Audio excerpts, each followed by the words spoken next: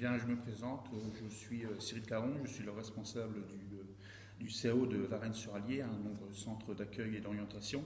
Donc dispositifs qui ont été mis en place fin 2015 à la demande de l'État, qui devaient en tout cas permettre le démantèlement initial des camps de Grande-Synthe et notamment ceux de Paris, Porte de la Chapelle plus particulièrement. Donc c'est un centre de 206 places qui accueille essentiellement des migrants donc, et qui permet en priorité l'accueil des personnes pour une évaluation en priorité administrative.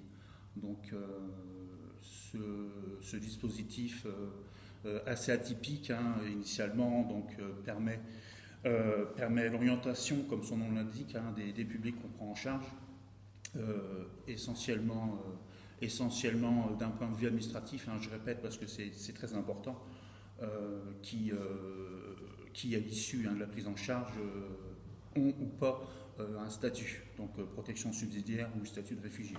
Bon, pour faire un point rapide sur les nationalités, on a une grosse majorité de publics issus de l'Afghanistan, donc des nationalités afghanes, pakistanaises également, où ils sont assez importants, soudanais. Voilà, en ordre chronologique, on a ces nationalités-là, donc soudanaises en troisième lieu, et puis après, bon, c'est un peu plus éparse, puisque on a aussi des nationalités, aussi curieuses soient-elles, d'origine soudanaise, excusez-moi, je l'ai répété, brésilienne, je veux dire, on a des personnes qui sont en demande d'asile, donc voilà, de nationalité brésilienne. Donc ce qui est assez atypique, mais bon. Donc voilà, la priorité, c'est l'accueil de ces publics-là et à la fin, donc je le répète, l'orientation. L'objectif de ces centres initiales, c'était qu'ils devaient basculer rapidement sur des CADA, GUDA, donc les CADA, c'est les centres d'accueil et de demandeurs d'asile. Bon, voilà, on va dire que la complexité de la prise en charge au niveau des orientations, parce que notre centre, mais comme plusieurs centres en France, on est quasiment complet à chaque fois. Donc là, c'est 206 places, donc 206 personnes régulièrement donc en place sur ce genre de dispositif. Et les travailleurs sociaux en poste, qui sont environ une petite dizaine sur le centre, en tout cas sur celui de Varennes-sur-Allier. Donc voilà, ils font le travail d'un CADA, c'est-à-dire qu'ils font la demande d'asile de A jusqu'à Z pour la plupart. Et à l'issue de la fin de la prise en charge, c'est soit donc ce que je disais tout à l'heure, un statut ou pas, et s'ils ne l'ont pas, malheureusement, ils doivent sortir puisque on ne peut pas les conserver. Voilà, ce sont les directives de l'État qui demandent cela tout simplement. Voilà en gros, le fonctionnement de ce genre de dispositif.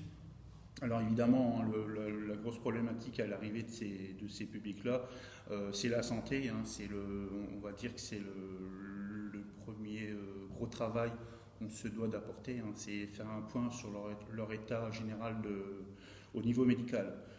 Donc on travaille en lien avec les hôpitaux de Vichy pour le secteur et puis de Moulins. Donc ça c'est la première des priorités. Sur l'accueil de nos arrivants. Donc, on est quasiment complet. Au jour d'aujourd'hui, on est à 203 sur 206 et on tourne. Voilà, le taux d'occupation, c'est ce que je disais. Il flirte entre les 98% et les 99% en moyenne. Donc le centre d'accueil et d'orientation, initialement, ce sont des dispositifs qui devaient durer 6 mois. Et on est fin 2019 et puis, comme je vous le disais, voilà, le taux d'occupation il est quasiment de 100%. C'est-à-dire qu'il a encore pleine vocation à perdurer dans le temps, même si les directives de l'État doivent y mettre un terme en juin 2020.